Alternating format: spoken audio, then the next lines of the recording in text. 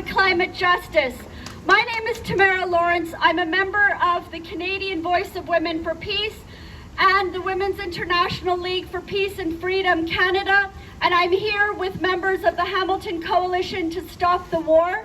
Our members are at climate rallies across the country and around the world this weekend. In Andrew's opening remarks, he said that we need system change. We need a change of the system of capitalism and colonialism. Well, these systems of capitalism and colonialism require the iron fist and the violence of militarism.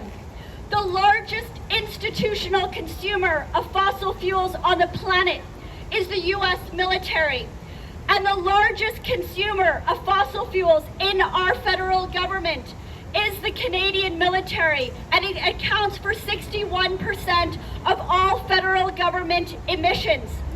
The largest consumer of fossil fuels on the planet, the United States, leads the most climate-wrecking and environmentally destructive military alliance called the North Atlantic Treaty Organization, NATO.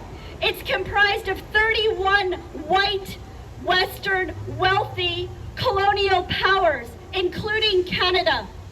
And for the past 25 years, since the Kyoto Protocol, NATO has kept us in endless wars and endless weapons trading.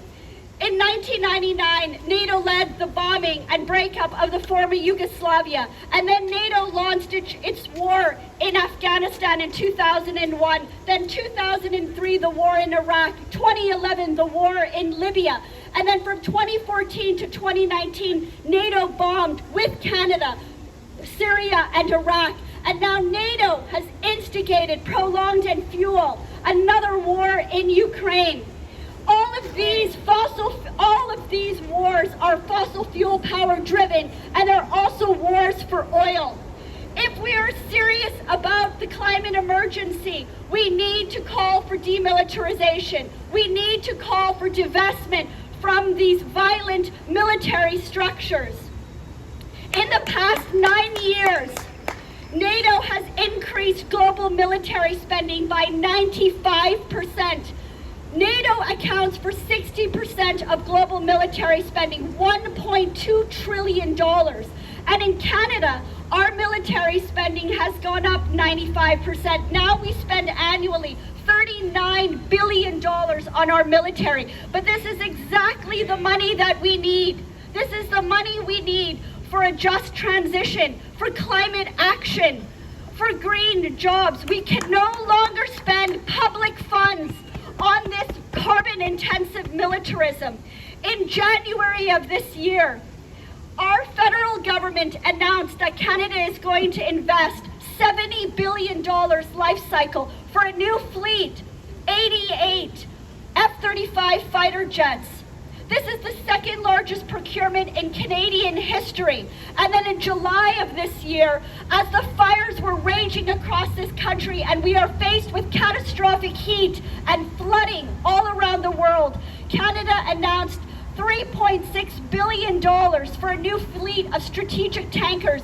These are the aerial refuelers that supply fuel to the fighter jets that flying on the sky. So imagine these are pipelines and gas stations in the sky.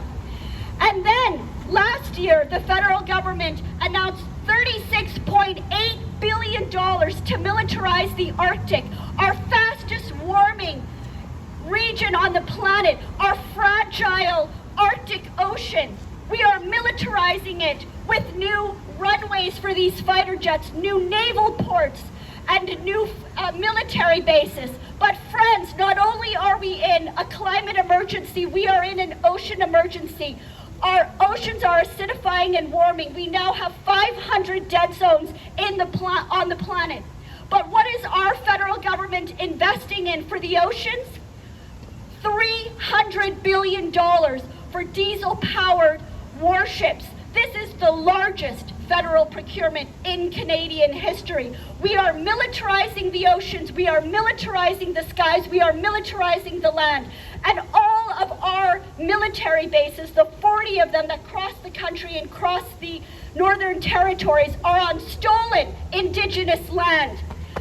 So we need to demilitarize, to decarbonize. We need to cut military spending and invest in the urgent environmental and social needs across the country, because there is a link between this growing militarism and this growing poverty and growing climate emissions. We have homeless encampments across the country. We have more people using in food banks, but we are investing in fighter jets and warships and attack helicopters and prolonging wars around the world. We need to stop the wars, to stop the global warming. We need peace for climate justice. So I want you to repeat after me. Demilitarize, decarbonize. Demilitarize, decarbonize. Stop the wars, stop the warming. Stop the wars, stop the warming. Peace for climate justice. Peace for climate justice. Friends, now I want to just bring to your attention that the Hamilton Coalition to Stop the War, WILP and VAL, the organizations that we are with, we need your participation and support. We need to connect the environmental movement and the peace movement.